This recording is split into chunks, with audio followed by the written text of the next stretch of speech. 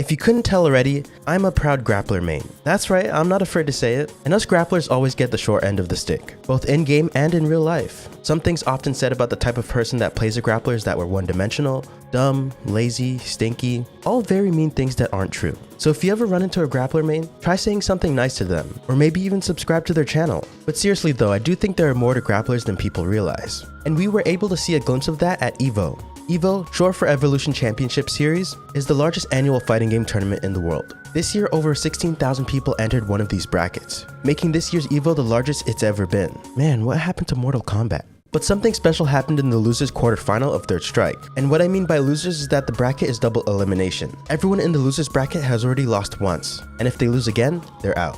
So both Hayo and Frankie are on the brink of elimination. And at this point, Hayo is up 2-1 against Ken, which is not a good matchup for him.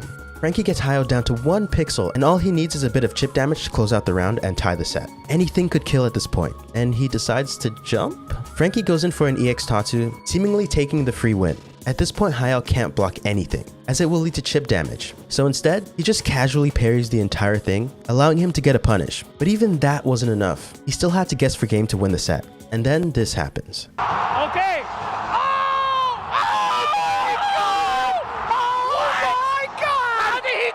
Frankie decided to wake up super. Again, not a bad choice considering you could cough on Hugo and he would die at this point. Hayo, on the other hand, literally decides to bet on the worst attack possible in Hugo's moveset. It's like betting green on the roulette table.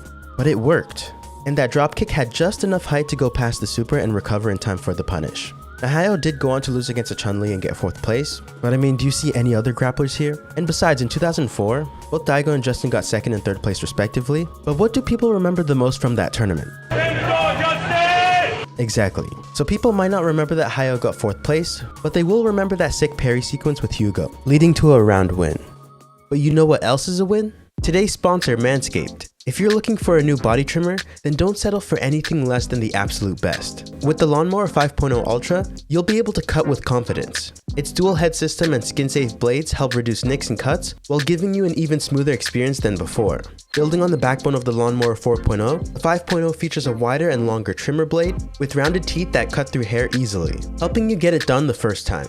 And the foil blade on the other side glides over your skin effortlessly, leaving that clean, sleek look, capturing even the smallest hairs that you might miss with other trimmers. Think of it like this. The trimmer is your main combo damage builder, and the foil blade is your special move to finish it off. That's all you need right there. And the best part is, it's waterproof, so don't worry about getting it a bit wet. Just head over to manscaped.com and get your hands on the Lawnmower 5.0 Ultra today. When you use my code Typhoon, you'll get 20% off plus free international shipping at checkout. Again, thank you to Manscaped for sponsoring, and I hope you guys enjoy the rest of this video.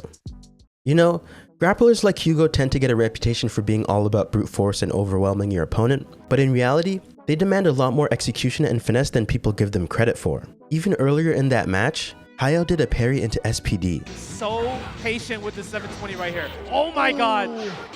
Oh my god! How did he do that? And in Third Strike, you only have a 10 frame input window, and it reduces when you're in midair too.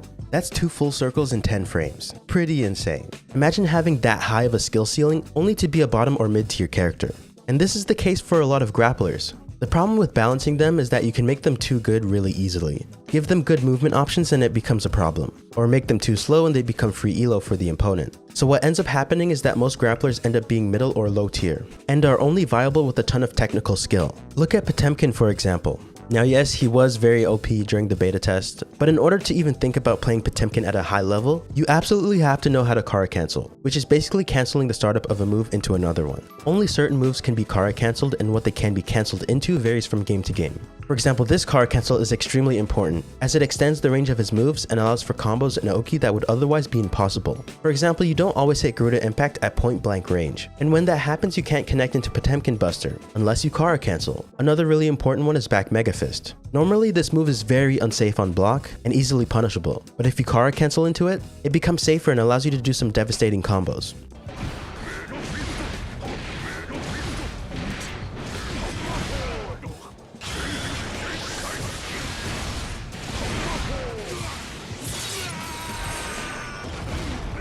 And this is just basic stuff you have to know. Pretty hard to execute for a supposed glue eater. So then where did this whole stereotype come from in the first place? Well, where just about every fighting game stereotype comes from. Casual gameplay. And yes, this includes me. Inexperienced players that rely on simplistic strategies like spamming, and simple mix-ups without understanding the underlying mechanics. The term glue eater is stuck as a way to mock this type of gameplay. It's really just another way of calling the person stupid. They're just so fixated on grabbing their opponents and are physically allergic to adaptation. This really could apply to any archetype, but the big and strong character being dumb is also another stereotype, so it just fits grapplers more. But not all grapplers are created equal. There are some interesting sub-archetypes of grapplers that don't get as much hate. Some grapplers are actually pretty fast, allowing them to get in close and initiate throws before the opponent can react. Unlike traditional grapplers, speed grapplers excel in hit and run tactics, using their agility to create openings for their own grappling moves. Their playstyle often incorporates a lot of mix-ups, making the opponent play their game instead of the other way around. This usually comes at the cost of not having as high of a damage output. For example, you got El Fuerte with his dash attacks and constantly making his opponent guess for game. He has the 6th fastest backwards walk speed and a 16 frame forward dash. And then you also got Rainbow Mika from Street Fighter V, who uses her Oki from grabs to constantly apply pressure and sometimes throw her butt at you.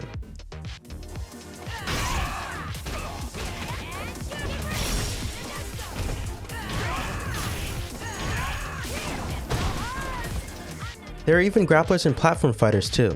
Yes, I said platform fighters. Look, I know a lot of you hate them and call them party games. Don't worry, you can just skip this section, okay? But anyways, you got Urda from Rushdown Revolt, Donkey Kong and Smash, and even Tezuka from Brawlhalla. What I like about him the most is that his SIGs have active input. Depending on the situation, you might want to throw your opponent forwards or upwards. Maybe you want to continue the combo or get them closer to the blast zone. But the coolest grappler from any franchise has to be King. It's hard to call him a glue eater when he still has the most moves in Tekken, and gained even more since Tekken 7, putting him at just under 200 moves. Now, does that necessarily mean you have to use every move? No, not really. You can still annoy people with the same moves over and over again. But once you start to climb up the ranks, those extra moves can be helpful in keeping your offense unpredictable. But yeah, the majority of grapplers tend to feel streamlined at lower levels if you don't know what you're doing. Couple that with the fact that these characters are often centered around a heavy reads-based playstyle, and it's pretty easy to see how a stereotype like this might pop up.